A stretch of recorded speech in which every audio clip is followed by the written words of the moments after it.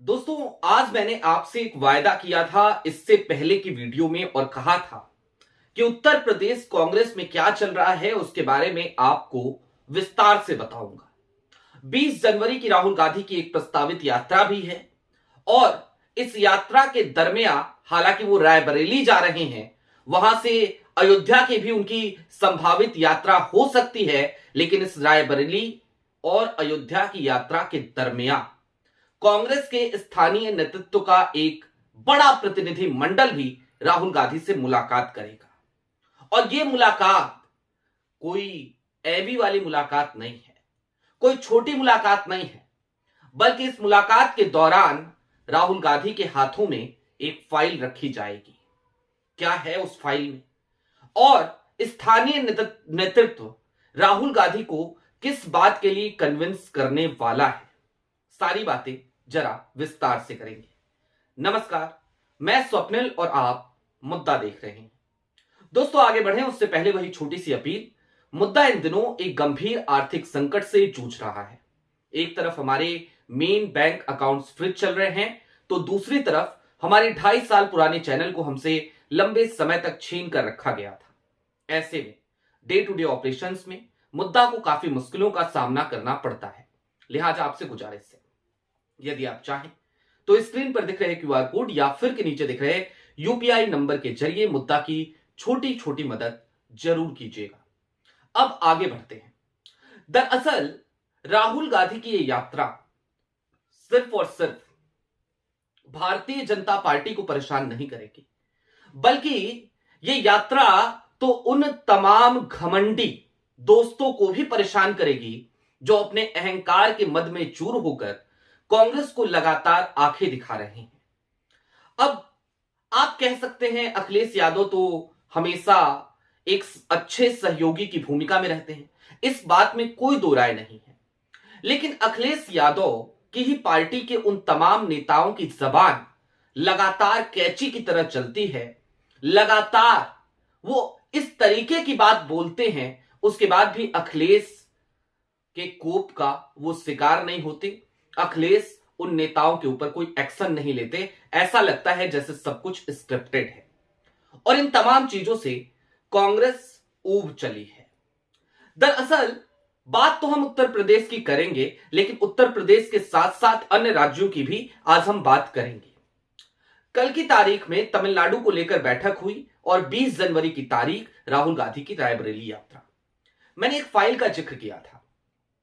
दरअसल कांग्रेस का फिल वक्त, इस वक्त, मौजूदा वक्त में जमीन पर क्या हाल है और क्या कांग्रेस 403 की 403 विधानसभाओं पर अपने उम्मीदवार उतार सकती है, और अगर उतारेगी तो क्या हश्र होगा, ये समझाने वाली फाइल राहुल गांधी के हाथ में कल की 20 जनवरी की तारीख में थमा दी जाएगी।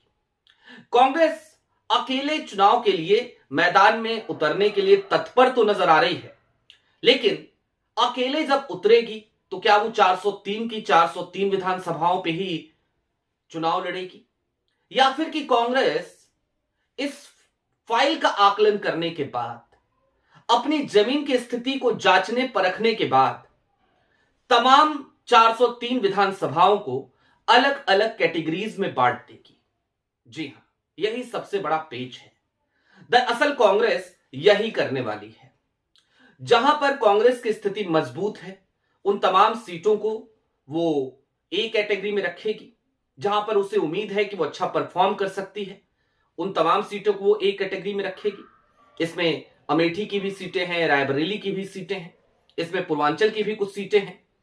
और इससे आगे बढ़िए, कांग्रेस उन तमाम सीटों को जहां पर उसका सहयोगी दल तो मजबूत स्थिति में है, लेकिन कांग्रेस मजबूत स्थिति में नहीं है, कांग्रेस का वहां काडर नहीं है, ऐसी सीटों पर उम्मीदवार उतारने से परहेज करेगी। जी हां, उम्मीदवार उतारने से परहेज करेगी बी कैटेगरी की सीटों पर। अब आ जाइए सी कैटेगरी की सीटें, जहां पर ना तो कांग्रेस मजबूत है, ना ही उसका सहयोगी दल मजबूत है, और वहां पर भारतीय जनता पार्टी जीतती रही है। ऐसी तमाम सीटों पर कांग्रेस अपने कैंडिडेट जरूर उतारेगी। अब आप कह रहे होंगे ये कौन से मूर्खता की बात हुई कि बी पर कैंडिडेट नहीं उतार रही है जहां पर सहयोगी दल मजबूत है, लेकिन सी पर जरूर उतारेगी जहां पर भाजपा मजबूत है, सहयोगी दल कमजोर है, ताकि सहयोगी दल और कमजोर हो जाए। दरअसल कांग्रेस का मकसद इस पूरे 2027 के विधानसभा चुनाव में, राहुल गांधी का मकसद इस पूरे 2027 के विधानसभा चुनाव में अपने सहयोगी दल को कमजोर करना नहीं है, बल्कि एक मैसेज देना है। और मैसेज क्या? मैसेज ये कि कांग्रेस इस देश की एक राष्ट्रीय पार्टी है, उसे भिखमंगे की तरह ट्रीट ना किया जाए। कांग्रेस को लगातार जिस तरीके से ट्रोल करने की कोशिश उसके सहयोगी दल करते हैं, अखिलेश यादव की पार्टी के लोग भी करते हैं, उधर डीएमके की तरफ से यही सब कुछ हो रहा है, तो ऐसे में राहुल गांधी कम से कम कांग्रेस के उस सम्मान की लड़ाई लड़ने के लिए आज ये रास्ता अख्तियार कर रहे हैं। दोस्तों, मैंने आपको कल की तारीख में ही एक आकलन बताया था और बताया था कि अगर आप उन 14 राज्यों को देखें जहां पर कि भारतीय जनता पार्टी की सरकार है, तो उनमें से 12 राज्य ऐसे हैं जहां पर कांग्रेस को अपने दम पर ही चुनाव लड़ना है। 2 ही राज्य ऐसे बचते हैं जहां पर कांग्रेस सहयोगियों के साथ है, और वो 2 राज्य हैं महाराष्ट्र और उसके अलावा अगर आप आ जाइए तो उत्तर प्रदेश। अगर महाराष्ट्र की भी बात करें तो कांग्रेस का प्रदर्शन महाराष्ट्र में लगातार अच्छा रहा है, और कांग्रेस और भाजपा में अगर एक बड़ा अंतर आपको करना हो गठबंधन के नजरिए से, तो वो अंतर आपको हमेशा एक दिखता होगा कि भारतीय जनता पार्टी के साथ जो पार्टी गठबंधन करती है, जो अलायंस बनाती है, वो पार्टी अपना अस्तित्व खो देती है। लेकिन कांग्रेस के साथ गठबंधन करने वाले दलों को अगर आप देखें तो यहां पर कांग्रेस का जनाधार वो छूटता जाता है, और दूसरी तरफ जो अलायंस है वो मजबूत होता जाता है। और इन सब से इतर जो अलायंस में सहयोगी दल हैं वो इन सब के बावजूद कांग्रेस को ही आंख दिखाते हैं, और फिर ये भी कहते हैं कि कांग्रेस का अपना कोई जनाधार नहीं है।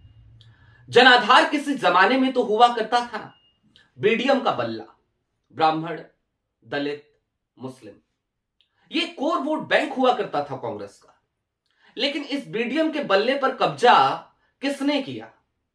आखिरकार क्या ये एक क्रूर सत्य नहीं है कि कांग्रेस की हालत बदतर करने में और भारतीय जनता पार्टी को मजबूत करने में इन्हीं तमाम स्थानीय दलों का ही सबसे बड़ा हाथ है?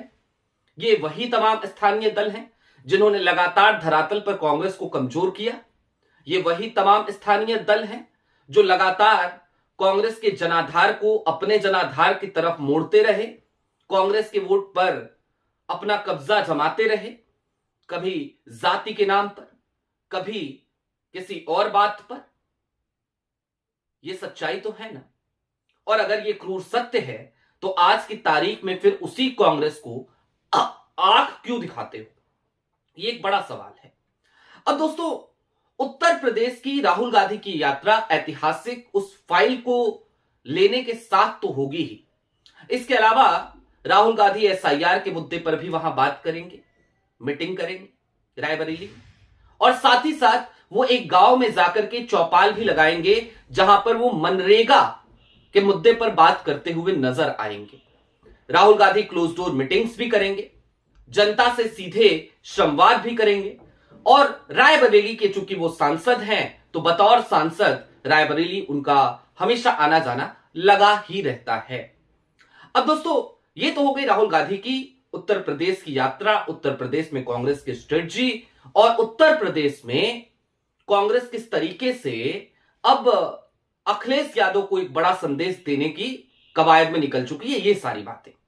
दूसरी तरफ एक चैप्टर और चल रहा है, वरुण गांधी कांग्रेस में कब तक शामिल होंगे? तो देखिए, वरुण गांधी की जो शामिल होने की स्थिति है, आप ये समझिए उसकी औपचारिकता भर बाकी रह गई है। वरुण भी मन बना चुके हैं, मेनका गांधी भी ग्रीन सिग्नल दे चुकी हैं, प्रियंका गांधी से वरुण की मुलाकात भी हुई है, फोन पर भी कई लोगों की बात हुई है, और इन सब के दरमियान तनुज पुनिया के बयान ने सबको हैरान जरूर किया था।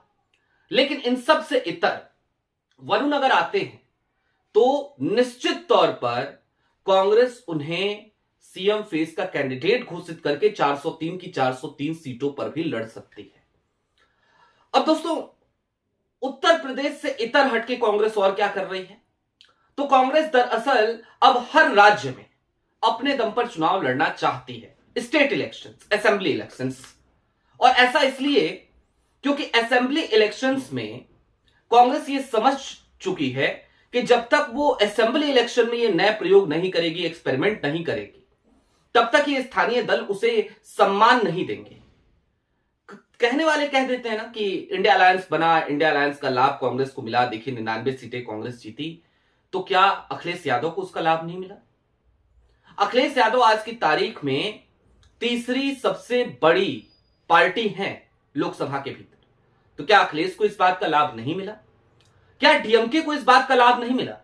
2014 का चुनाव 2013 में करुणानिधि ने समर्थन हटा लिया था यूपीए सरकार से और यूपीए से बाहर हो गए थे, तो 0 सीटें आई थी, 0 अंडा। क्या उन्हें लाभ नहीं मिला? 2019 में भी मिला, 2024 में भी मिला। किसे नहीं मिला लाभ?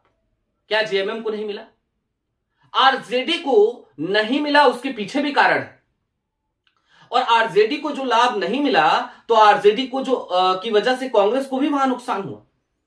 और उसमें मैं लोकसभा इलेक्शंस की बात कर रहा हूं, विधानसभा की भी अगर आप बात करेंगे तो आपको ये बात समझनी पड़ेगी कि आरजेडी और तेजस्वी की जिद की वजह से बिहार का चुनाव हाथ से निकला है। कांग्रेस को चाहिए था अकेले लड़ना चुनाव, लेकिन कांग्रेस गलती कर बैठी, नहीं हिम्मत जुटा पाई। स्थानीय नेतृत्व में जो स्लीपर सेल बैठा था आरजेडी का, राजद का, वो स्लीपर सेल ज्यादा नुकसान पहुंचाता रहा। तो ये तमाम चीजें हमने लगातार देखी हैं। लिहाजा कांग्रेस अब अकेले अपने दम पर न सिर्फ चुनाव लड़ने की तैयारी कर रही है, बल्कि वो इस बात की भी तैयारी कर रही है कि इन तमाम घमंडी दोस्तों को कम से कम एक बार एक कड़ा मैसेज जरूर दिया जाए। और हां, असम पर्सनली ले लिया है राहुल गांधी ने, पर्सनली प्रियंका गांधी ने भी ले लिया है, गांधी परिवार ने पर्सनली ले लिया है। तो असम के खेल पर भी जल्द बातचीत करेंगे। अभी के लिए दीजिए इजाजत। चलते चलते फिर वही अपील, चैनल पे नए हो तो सब्सक्राइब करते हुए जाइएगा, सक्षम हो तो छोटी छोटी मदद मुद्दा की जरूर कीजिएगा। बहुत शुक्रिया।